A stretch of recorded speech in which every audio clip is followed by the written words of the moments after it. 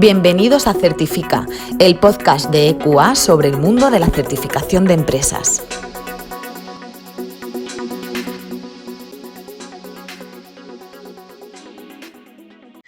Buenos días y bienvenidos a Certifica, el podcast de EQA.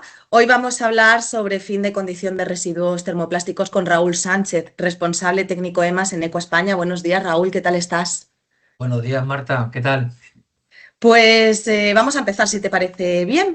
Raúl, ¿la economía circular del plástico es un objetivo o una realidad?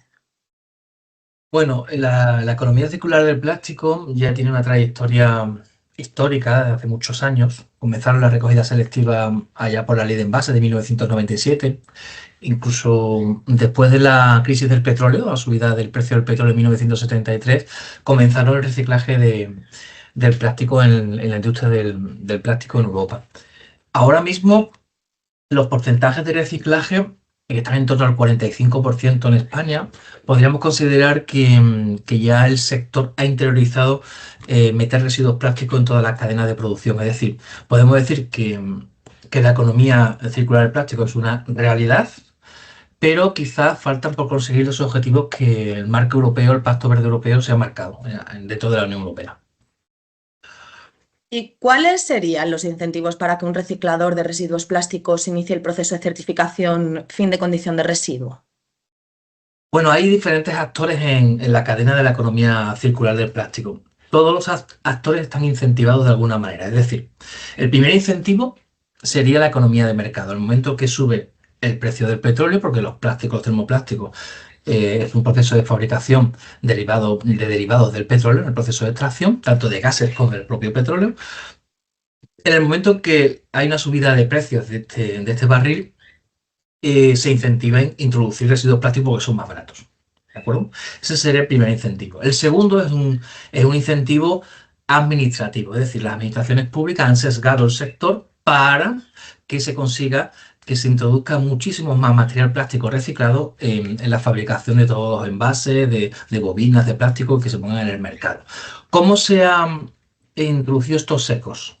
Pues a través de bonificaciones o impuestos. Te lo voy a explicar en un momentillo, ¿vale?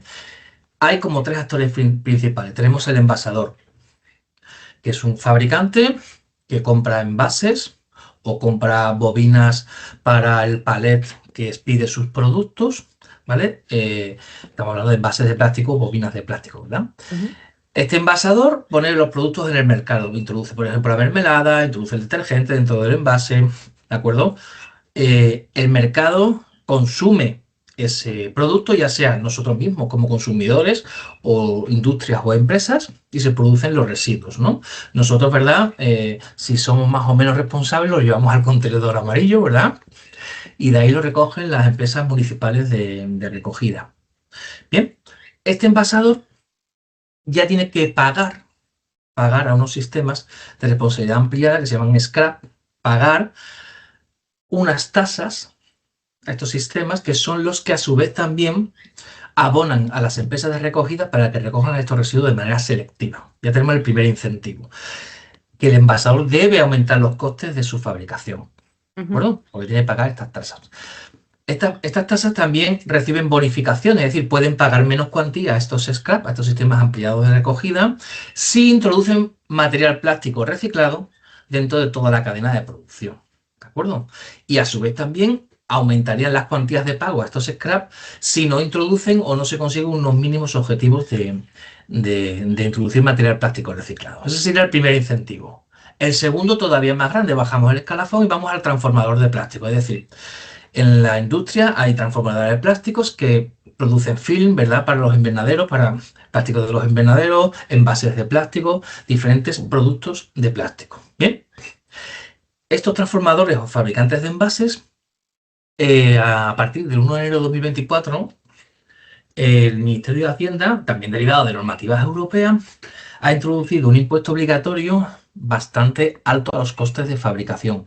Es decir, el fabricante de envases o de bobinas o de cualquier producto plástico que introduzca en el mercado deberá abonar un impuesto de 0,45 euros por kilo de plástico que no venga de la línea de la economía circular, que no venga de material plástico reciclado. ¿Qué necesita el fabricante de envases? Porque sus productos sean competitivos, ¿verdad? Tengan el menor coste Ujú. posible, que no mermen sus beneficios empresariales. Por consiguiente, es el segundo factor de incentivación. Ese fabricante de envases, ese transformador de plásticos, va a exigir a este reciclador, a este valorizador, oye, necesito material plástico reciclado, ¿de acuerdo? ¿Cómo se hacía anteriormente? Pues anteriormente simplemente compraban el residuo procesado, pero ahora hay una normativa que este residuo debe cumplir una serie de características, tanto de entrada, sobre todo de salida, de calidad, y una entidad como nosotros debe certificar que cumplen esas características. Si no, no se considera material plástico reciclado y no se puede Ujú. desgravar la parte del impuesto. Pues explícanos, a ver si puedes, de forma general, cuáles serían los requisitos más importantes que tiene que cumplir el valorizador o importador de residuos plásticos. Bueno, Marta, con eso nos podemos llevar 4 horas, pero voy a intentar hacer un resumen lo más, sobre todo, lo más llevadero posible. Bueno, hay una orden nacional, ¿de acuerdo? Que regula todos los requisitos, la orden T 646 del año 2023. Esa orden indica que tienen que haber empresas certificadas, como nosotros, que a su vez estén acreditadas por ENAC para certificar la fin de condición de residuos. Será el primer requisito. ENAC saca un documento que es el RD10 y nos exige que el sistema de gestión de calidad que debe tener, de control de calidad, que debe tener este reciclador o valorizador, debe cumplir la norma ISO 9001. Ya tenemos el primer requisito. Ujú. El sistema de gestión de calidad debe cumplir la norma ISO 9001. Bien, a su vez, por cada familia de plástico que pongan en el mercado, que vayan hacia ese transformador de plásticos, hay una serie de características de calidad, de salida, obligatorias y otras opcionales que deben cumplir. ¿Cómo puede evidenciar? Pues este valorizador deberá realizar una declaración de conformidad y una ficha de características de productos declarados con una serie de características. Nosotros como auditores tenemos que verificar que se cumplan esas fichas de características, ¿de acuerdo? Eh, a grosso modo es como un esquema mixto entre un marcado de características, un marcado CE y un sistema de gestión. A su vez también hay unos requisitos adicionales. El valorizador deberá comunicar a la comunidad autónoma donde tenga la instalación o la planta de reciclaje, oye, voy a poner material plástico reciclado en el mercado. ¿Vale? Se llama la comunicación previa. Y bueno, y además tiene que estar autorizado una operación de tratamiento que es la que conjuga, o se asocia o se escribe a este esquema, que es la R0307. ¿De acuerdo? Serían un poco los principales requisitos. Hay muchos Ujú. más, pero son de orden menor, ¿vale?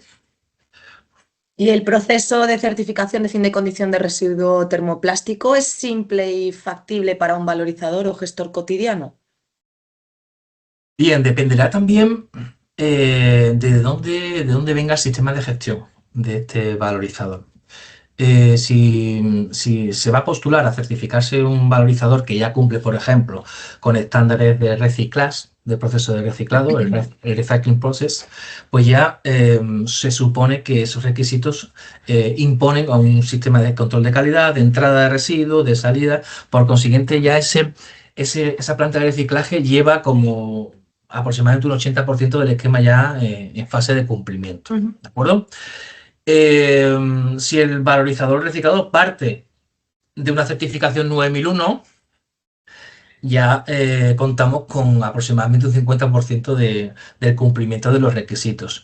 Si el valorizador parte de que no dispone de la 9001, que tampoco ha asumido certificaciones del sector, como el de reciclaje, pues bueno, le costaría implantar desde cero todos los requisitos, que tampoco es que sean requisitos que le vayan, que digamos sean caídos del cielo o que el valorizador no esté familiarizado con ellos. Es decir, los propios clientes en el sector ya le van marcando características de salida del producto. ¿De acuerdo? Es decir, todo valorizador es factible de pasar este proceso de certificación. Y para terminar, Raúl, dentro de la economía circular del plástico, ¿qué experiencia y acreditaciones tiene EQA? Bueno, pues buena pregunta. Marta, Ecua dentro del sector del plástico está bastante bien posicionada. Nosotros estamos acreditados por la entidad Reciclas, solo llevan los compañeros del Departamento de Cambio Climático y estas acreditaciones de este estándar de la industria, pues, por ejemplo, perdona que se me está acabando la batería. Ahora, los problemas del directo. Bueno, pues estas certificaciones es una experiencia que ya tenemos en el bagaje de la trayectoria de ECUA. Certificaciones tipo de contenido de plástico reciclado, trazabilidad del plástico reciclado, proceso de reciclaje, que es el Recycling Process. Hay una serie de certificaciones específicas del sector. De hecho, ENAC reconoce algunos estándares de reciclar para obtener directamente la acreditación. Por ejemplo, el fabricante de envases debe pasar una auditoría de trazabilidad del plástico y contenido del plástico reciclado que le entra del reciclador, ¿no? Porque si va a pagar un impuesto, a Hacienda no le vale solo con, mire usted, yo he introducido 30% de material plástico reciclado, debe probarlo. ¿Cómo se prueba? Con una auditoría de trazabilidad, ¿vale? Pues digamos que respecto a la 15.343 se acepta la certificación de reciclaje, de trazabilidad de contenido de plástico reciclado. Por consiguiente, nosotros ahora estamos en fase de acreditación inicial de fin de condición de residuo, pero hemos incorporado toda esta sapiencia, todos estos conocimientos ya del propio sector. Pues Raúl, muchísimas gracias por participar en Certifica. Creo que ha quedado todo clarísimo. Gracias. Gracias a ti, Marta. Vamos a recordar también que en equa.es está disponible la programación de los webinars gratuitos que impartimos de forma periódica y que también en nuestra web están colgados todos nuestros podcasts. Un saludo. Gracias a ti, Marta. Nos vemos en el siguiente podcast. Hasta luego.